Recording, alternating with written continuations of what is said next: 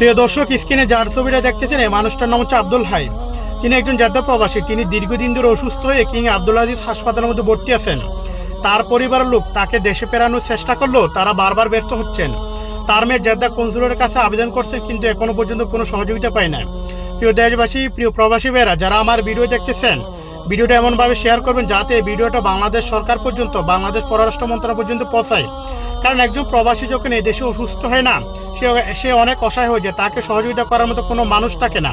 আমি বাংলাদেশ সরকারকে অনুরোধ করব, আপনারা যদি প্রবাসীদের নিয়ে কোনো কাজ করতে চান, তাহলে প্রথম অসুস্থ ব্যক্তিদের নিয়ে আপনারা কাজ করেন। কারণ অনেক প্রবাসী অসুস্থ হওয়ার পরে দেশে ফেরার মতো সামর্থ্য থাকে না।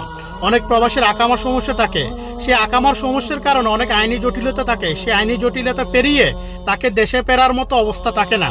বর্তমান প্রধানমন্ত্রী তারেক রহমানকে অনুরোধ করবে, আপনারা যদি প্রবাসীদের নিয়ে যদি কাজ করতে চান, তাহলে প্রথমে অসুস্থ ব্যক্তিদের নিয়ে আপনারা কাজ করেন। কারণ এই অসুস্থ ব্যক্তিরাই, এই প্রবাসীরাই বাংলাদেশের রেমিটেন্সের টাকা পাঠায়। সেই রেমিটেন্সের টাকা বাংলাদেশের অর্থনীতির চাকা ঘুরে।